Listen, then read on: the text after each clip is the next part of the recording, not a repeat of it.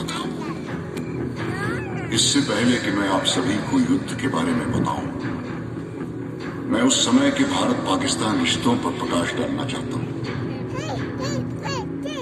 भारत और पाकिस्तान के रिश्ते आजादी के दिनों से ही खटास भरे रहे। दोनों के बीच 1947, 1965, 1971 और कारगिल युद्ध हुए, जिसमें दुश्मन को मुंह की खानी पड़ी। कश्मीर हो या रन ऑफ कच्छ, मेरे जहन में वो यादें बार बार उठती हैं। जब मेरी सरजमीन पर पाकिस्तान की गलत नजरें पड़ी, पर हर बार हमारी भारतीय सेना ने अपने आत्मविश्वास, अडिग निश्चय और अविस्मरणीय हिम्मत की पहचान देते हुए राष्ट्रीय सीमा की गरिमा बनाए रखी। हमारे सेना के जवानों ने अपने प्रबल साहस और अतुलनीय बहादुरी से अपने देश की अस्मिता कश्मीर से कन्याकुमारी तक महफूज रख के आने वाली पीढ़ियों के लिए मिसाल कायम की। आइए याद करें इन सभी वीरों को।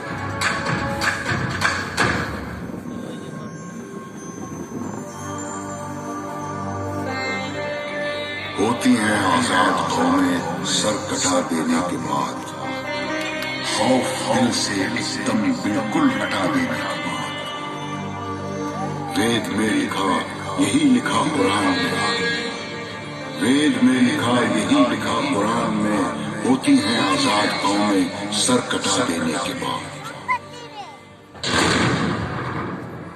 जैसा कि आप सभी जानते हैं, भारत और पाकिस्तान के उदय के साथ ही पाकिस्तान एक ऐसा राष्ट्र बना जो कि दो क्षेत्रों में बटा हुआ था, ईस्ट पाकिस्तान और वेस्ट पाकिस्तान।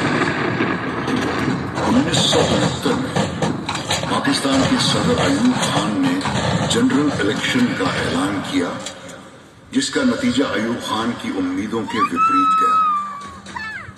ईस्ट पाकिस्तान की अवामी लीग भारी बहुमत से विजयी हुई। इस जीत से पाकिस्तान की सियासत को झटका लगा और इसकी कीमत ईस्ट पाकिस्तान के अवाम को चुकानी पड़ी। अवामी लीग ने अपना हक मांगा जो हुक्मरानों को मंजूर नहीं था।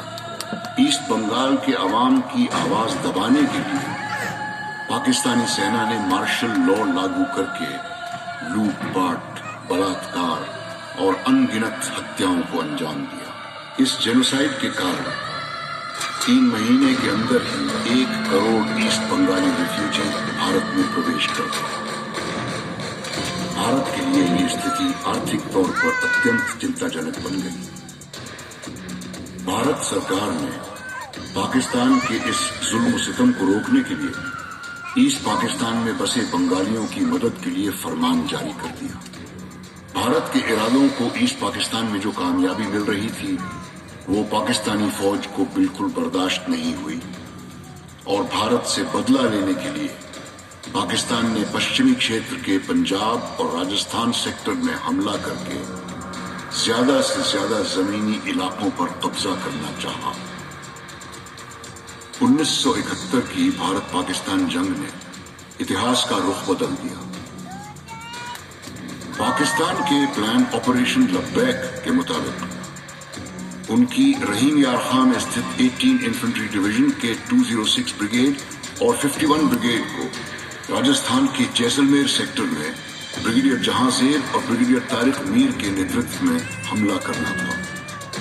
इतना ही नहीं, 22 कैवलरी रेजिमेंट को रामगढ़ और 38 कैवलरी रेजिमेंट को लोंगेवाला पर कब्जा करने का आदेश था, जिसका नेतृत्व कर रहे थे लेफ्टिनेंट कर्नल सैयद और लेफ्टिनेंट कर्नल जहीर आलम खां।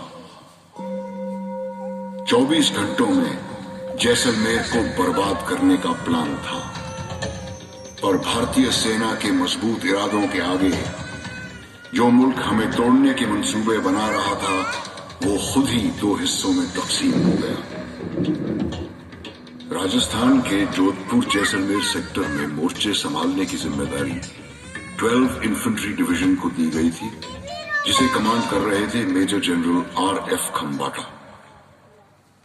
दुश्मन की तरफ से आने वाले किसी भी हमले का सामना करने के लिए भारतीय सेना सशक्त रूप से तैनात और तैयार थी।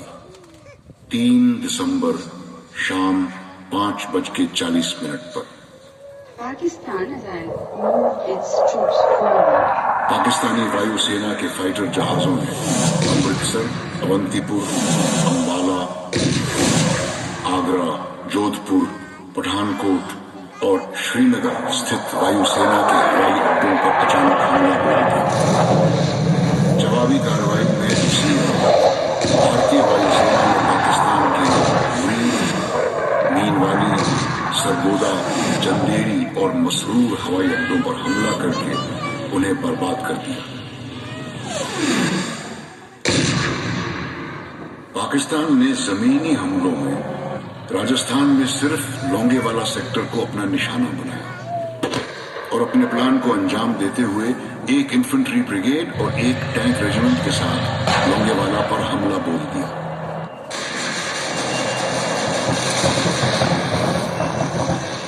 दिसंबर 1971 को भारतीय सेना ने जवाबी कार्रवाई में पाकिस्तानी इलाके में इस्लामगढ़ पर भारतीय तिरंगा फहराया। लोंगेवाला की दास्तान प्रतीक है उन वीर जवानों की कुर्बानियों का जो लोंगेवाला की आन बान और शान के लिए लड़े और जिन्होंने इस देश के लिए अपना सब कुछ न्यौछावर किया। मेरे दिलो दिमाग में आज भी 1971 की शहादतों के वो मंजर रह कर उभरते हैं। जो वीरता मेरे वीरों ने लोंगेवाला में दिखाई, उसका स्मरण कर मैं आज भी भावुक होता हूं। बहादुरी, जज्बे और शहादत की एक अनूठी दास्तान, कभी न मिटने वाले निशान जिन पर आने वाली नस्लें अपनी मंजिल तलाशेंगी। जिंदगी के सफर के कुछ पन्ने यादगार होते हैं, कुछ सुनहरे और कुछ जिनसे न मिटने वाली यादें जुड़ी होती हैं। आइए आप सभी को एक ऐसी ही अमर गाथा सुनाते हैं। लोंगेवाला पोस्ट दुश्मन के जैसलमेर, जोधपुर और आगे तक पहुंचने के रास्ते में एक अहम कम्युनिकेशन सेंटर है। इसी वजह से दुश्मन की नजर हमेशा इस पर रहती है। रेत के टीलों के कारण बॉर्डर पार करना मुमकिन हो जाता है और मुझे इस बात का बखूबी एहसास है। दुश्मन के मेरी तरफ बढ़ते इरादों को भांपते हुए और बदलती परिस्थितियों को देखते हुए इस इलाके में मौजूद 23 पंजाब रेजिमेंट की अल्फा कंपनी को लोंगेवाला की सुरक्षा की जिम्मेदारी दी। कंपनी ने लोंगेवाला में पाकिस्तानी सेना के आने वाले सैलाब को रोकने के लिए डिफेंस इख्तियार करने शुरू कर दिया। दुश्मन अपने पूरे लोहे के साथ आया था, लेकिन 23 पंजाब की तैयारी मजबूत थी। आइए चले लोंगेवाला, जहां 120 जवानों की टुकड़ी का नेतृत्व कर रहे हैं मेजर कुलदीप सिंह चांदपुरी। पोस्ट लोंगेवाला 4 दिसंबर 1971 शाम 6 बजे। मेजर चांदपुरी साहब, कमांड हेडक्वार्टर से फोन है, पाकिस्तानी दुश्मनों ने हमला बोल दिया है। धर्मवीर, मैं चाहता हूं कि जब तक हम यहाँ डिफेंस इख्तियार करें, आप अपनी इंटरनल पार्टी के साथ बॉर्डर निकट जाएं और दुश्मन की हरकत की खबर मुझे जल्द से जल्द दें। बिल्कुल सर। भैरव सिंह, तुम आसपास के गांवों को खाली कराओ और गांव वालों को सुरक्षित पीछे ले जाओ। रतन सिंह, जवानों को अलर्ट करो और पोस्ट की हिफाजत की लड़ाई के लिए उन्हें तैयार करो। जी साहब।